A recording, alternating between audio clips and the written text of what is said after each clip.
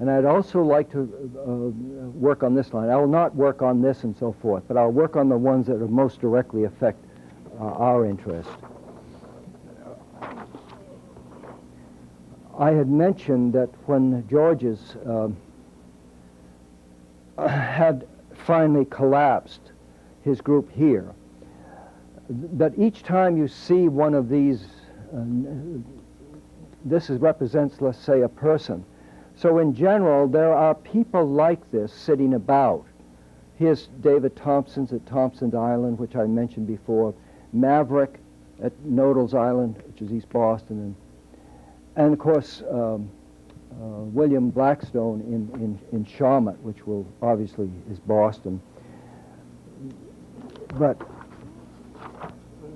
just one more moment to catch that north line. This was what I was talking about in terms of the haunt and the headland. Let me show you a more precise plan of that. And you'll see that someone has laid out the haunt very nicely into this very interesting cross-section. This is the causeway across where the beach is from Lynn, that you come for some mile or more. And then you come to Little Nahant, and the road continues, and then comes up through here, and then comes up until you finally come to the very end. And out here is the point that we're talking about, where the cliffs are that they're using for the demarcation point. They subdivided this in an interesting way. I'm now not talking on the side, but isn't this interesting that they subdivided this so precisely into these farm belts here, and then as they came over here, they switched it to go into there. But that's Nahant. If you go to the other direction, you've already know pretty much that one of the things that is going to influence this study is the difference between the Mass Bay Colony and Plymouth. And I do mean difference, and I'd like to give you a hint of this. I'd like to speak to a marvelous book called The Plymouth Plantation. Now, most of you who are interested in history would know this work. It was written by the Governor Win Bradford himself. But in chapter 30, he talks about, and he titles the chapter, The Border Dispute with the Bay Colony. And this has to do with the inhabitants of Scituate, bordered on their neighbors of the Massachusetts, and I'm reading now directly the text, so if I stumble a bit, you'll understand that I'm reading the text from Bradford. Bordering on their neighbors of the Massachusetts Bay Colony, seated a town called Hingham on their lands next to these parts. And there grew great difference between these two townships about their bounds and sub-meadow grounds. And they of the Hingham presumed to allot part of them to their people and to measure and stake them out. Measure and stake them out, and the other pulled the stakes out and threw them away. Well, that controversy grew so heavy, it finally grew bigger than the town, and finally had to go to the very top of the governance of both colonies, where they put a commission together, and both of them went into the country to try to resolve this. And for the first time, we now have a line that's created called the Old Colony Line. And what they had done is started at this end in Cohasset and came down through to Hingham to Acord Pond. And then we believe they were going to go in a straight line down to the Blackstone River. But for some reason, they diverted and they ended up here. We do know that they were going to continue that to the Blackstone River, but when they got to this point, something really remarkable happened. And this was from a very orderly survey, although it might not look it to you, but these were the notes from the original survey team of Woodward and Safrey. And this is dated way back, probably they did their field work as early as 1639, but this is 1642. But these are notes and so forth about the whole of this. I won't go into this, but it does explain how they're trying to find this line and create it. It is a clumsy process, and when they finally find it, it's a point like this, and it's in a farmer's field.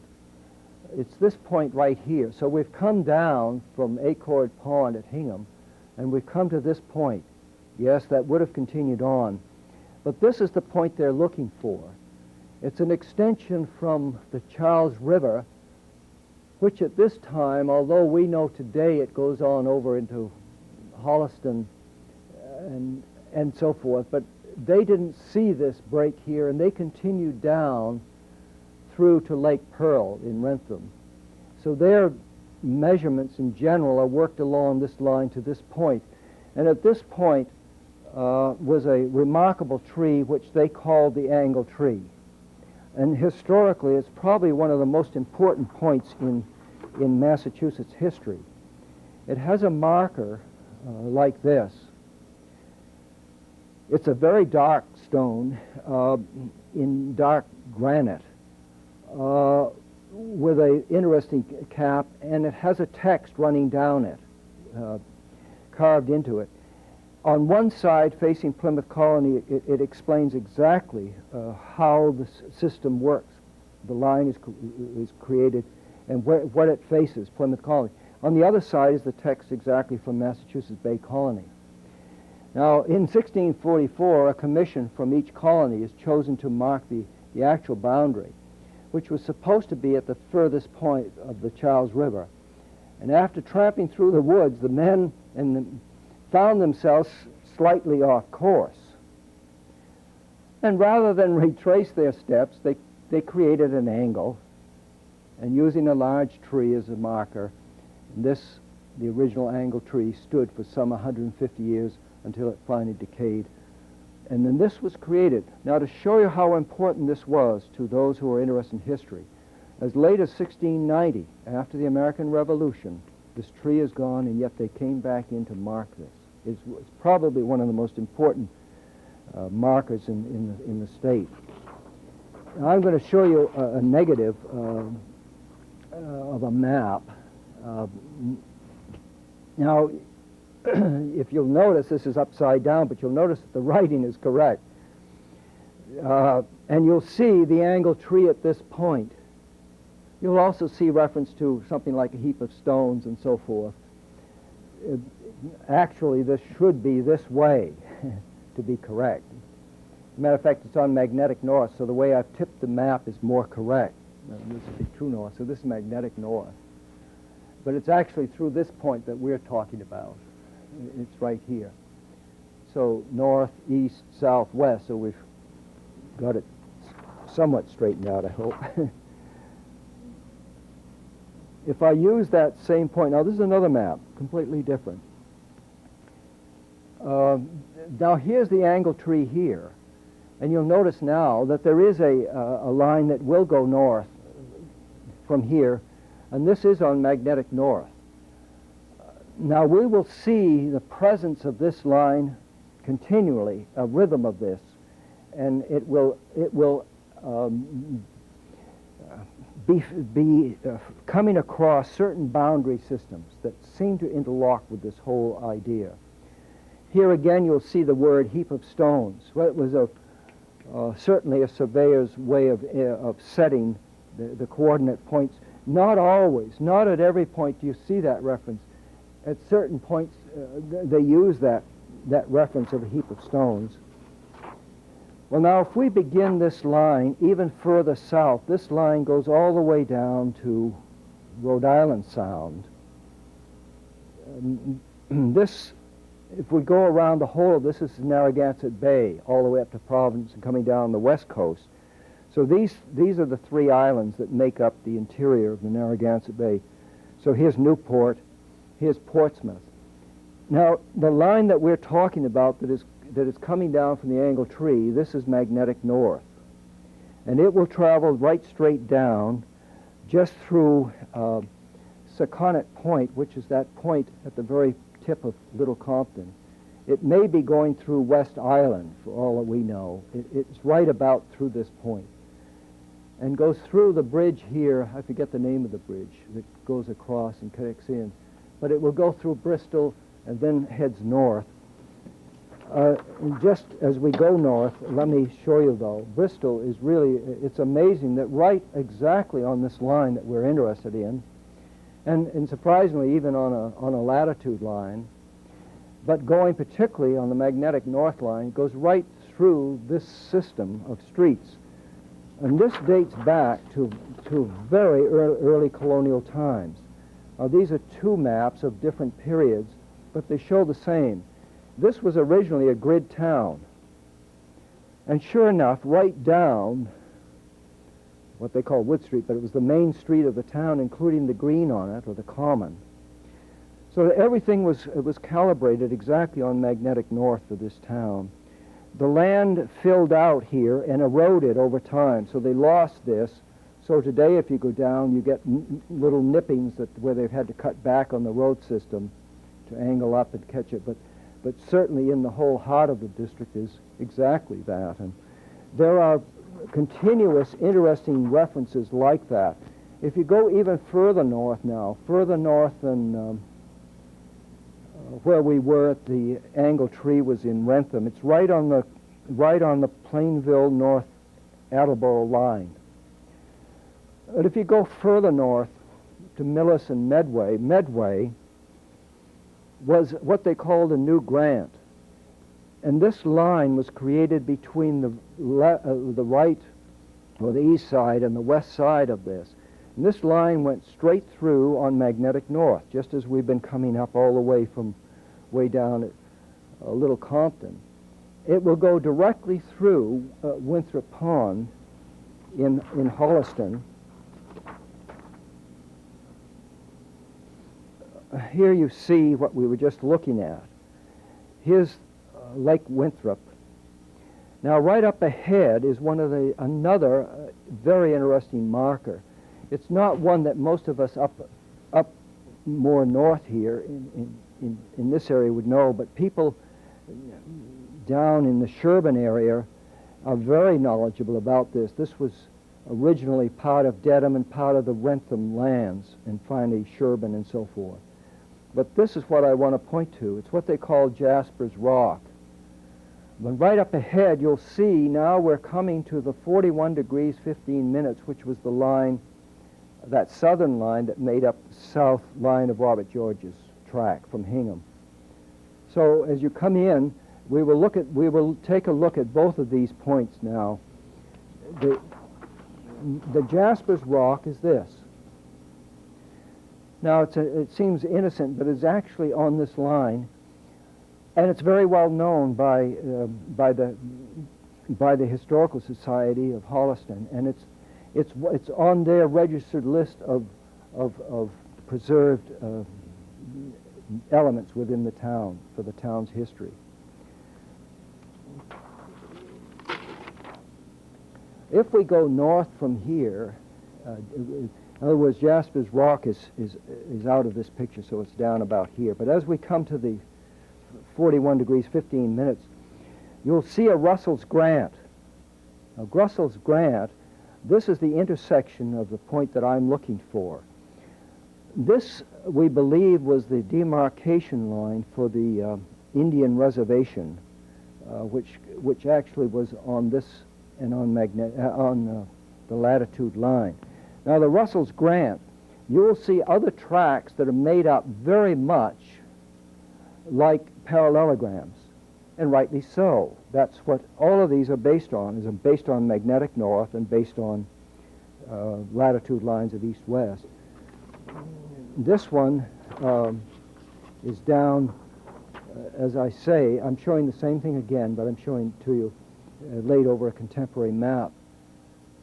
So Sherburne is in here. So we're now in Ashland.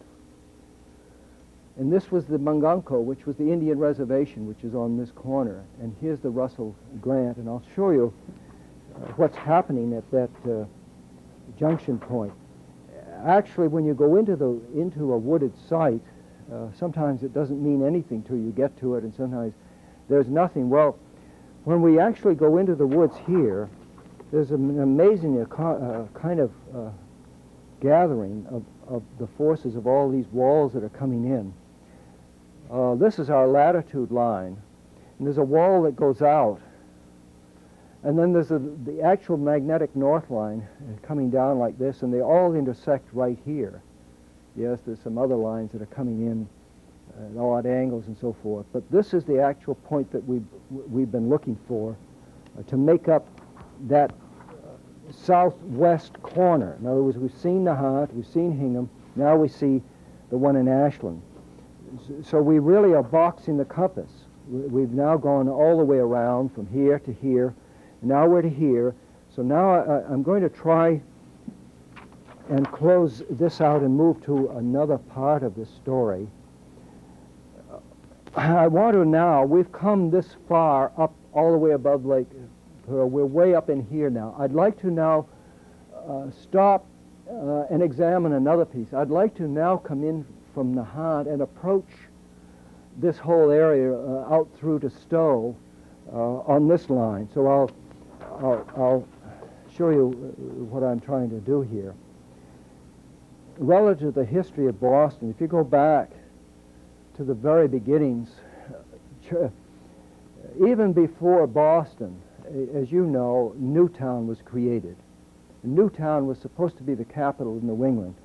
It didn't win out, and of course they went back to Boston, where they originally went from Charlestown. But anyway, what's happening is they've created these lines which come out like we saw down in the Cape. They look like pie shapes and divisions which are occurring around compass. Now here's Watertown, and here's Cambridge, this dotted line. So these pies are supposed to be the containments for these towns. Well, what's sad about this is that they actually drove and made their decisive reasoning that this line would start at their meeting house in Harvard Square. Well, the tragedy of this is there's no land at the center when you do a pie. Yes, the Cape won, because by the time they got out, they were not cramped by a land problem. But this is really, when you see in history, you see the comment, it's too straight. The land is too limiting. They can't put their cattle out. They can't find grazing ground. They can't move with any strength in terms of settlement. So they're all mad, and they're yelling at the court to give them the opportunity to move on, move out. When if they don't move out fast enough, of course, this is the beginnings of the whole charge of the hooker movement and so forth that goes all the way to the Connecticut River. It's the creation of Hartford and the other towns that are all along the Connecticut River were the part of the pressure that's created here. So the General Court finally recognized the error of this, and they said, yes, well, we will set a community out here, and it will be out for 8 miles, and this is Concord. Now, Concord was the first interior town. Up till then, all towns connected directly to the sea. So this was the first one. It has that umbilical cord sort of that goes directly back to the centroid point at the capital. But now you'll see they did something, they fouled up again. Here they had given original track to Watertown. Now they're putting a piece over this, and they've left a piece in here in Concord. Well, obviously, Watertown is going to make noise. And the General Court finally backs off and says, yeah, all right. Well, that's the creation of Sudbury, just through that pressure technique. So later on, and I don't really want to get into the whole of this, but now they see the limits of this as a sighting point for this. They have an engineer with them in their group who finally, I believe, reasoned out that if he came out here into a water condition using Nahant, he then would set the compass and have more land which wouldn't be caught in this dilemma here. So after that, they will use Nahant as the centroid point and not use this again. So for us who live along this route, this is really our destiny, is caught. Let's say Cambridge and Watertown are really created almost simultaneously. The third one in numerical order will be, of course, Concord. And then Sudbury. And Sudbury was a square. And then they'll jump all the way out and create Lancaster. And then they jump around, as you can see the various numbers within this. I lost 5, but anyway. Anyway, the numbering system jumps around, and finally what's left over in the midst of this, of course, without having to actually conceive lines, is the remnants of all these towns that have created it. Acton's and Sudbury's Edge and Marlborough have now left this as the open for Stow to come in and claim as a site left over. Of course, Neshoba will be coming in as the Indian reservation, and Danforth is down in what we know as the Framingham area. But that's generally the force of this migration movement and how it happens. For us, as we sit here tonight with Cablevision and in the territory we're talking about, this yellow area is the part served by Cablevision here. Here's Hudson, here's Stow, Acton, Maynard, and of course Sudbury. Out of all of these packages, by far, Sudbury really has a major part of the land. Marlborough has only a little bit. Hudson has a bit more. Stow has a piece about that big, and of course Maynard would have a chunk, which relatively so is almost like a third of the town of Maynard is caught within the fabric of this whole colony. Just a closer view on this for the intimacy of this. If you travel northward on the magnetic north, just to help you, this is the Wayside Inn. So here's the inn, and here's the chapel, and here's the mill.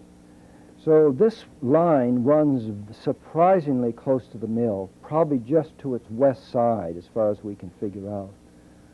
And then moves on up through into Hudson at White Pond, where we are tonight, just down the road a piece here. But this is where it crosses. Here's the Firefighting Academy. So now you really see the intimacy of what I'm dealing with. And this will go on up. And the key point, which you'll hear me speak of now, will be this, which we've been following since the beginning, is this 41 degree 25 minutes, which is at Nahant, which you remember was the demarcation line for the 10-mile interval for the King's Grant system. That comes out directly, coming through Maynard and coming through Stow, to this point, which is at Crow Island. Crow Island is in the Assabet River and is a kind of a backwater of the, particularly formed by when they dammed up the river for the work at the mills in Maynard.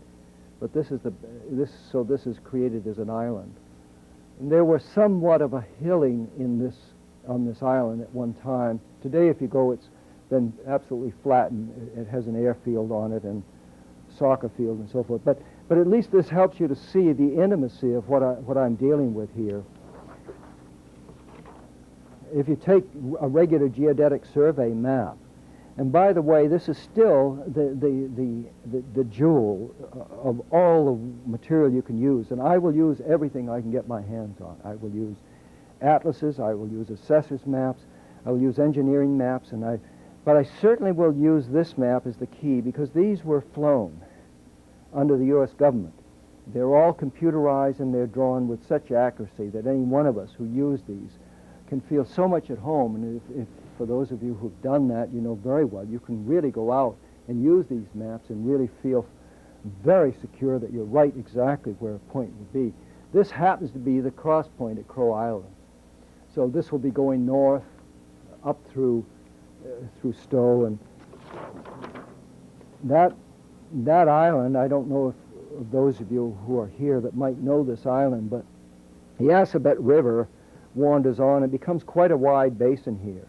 And at some time, this basin was called the King's Cove. But the Assabet River is going on through to Maynard this way. This is that point, and if you were to come along the edge here, this used to be the old railroad line. Well, that's actually the roadbed now that brings you in here. It's a dirt road. And if you swing into here, there's a gate up in here, but we think it's just off to the right in here, and it's lost. It's, again, one of these tragedies, because this certainly should have been one of the most greatest moments in all the survey system to find something colossal here, and there's not. We think that when they cleared this land and leveled it all, yes, they took the fill and took it all over the place, but they may have the last scrapings just to clean the surface. They just kind of bulldozed stuff off to the side, and some believe that if maybe a study were made, maybe it would be worth it to try to go into this section and just see if it might be there. Well, anyway, I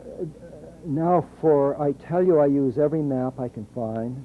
This one is of Stow, dated 1830, Augustus Tower.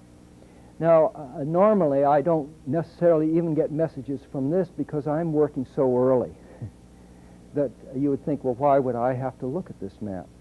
What you'll notice here is the compass I've been talking about, true north and magnetic north. This line was a school to district division. School to district division number 4, school district division number 6, and this is right exactly on the line. It will go through Crow Island, which is right here. This is before it backed up, so you don't feel the island form of it. The river went by. And this went right on straight, and it's right on magnetic north and right exactly on the line that will make sense to us as we go on. And so it looks like someone knew something about this line. I'm sorry. At the southern end is the point we've just been talking about at Crow Island. As you come north through here, you'll come by Gardner's Hill. Now, for most of us here tonight, we probably are familiar with this. This is Route 117, which is dotted until it comes up to the common in Stow. And that's, as you know, is a very interesting point. There's the cemetery. This was the minister's meeting house. Minister's home, residence, and this was the meeting house, all nestled right there. You'll see Pompasiticate Hill. You'll see the road continuing on up Crescent Street.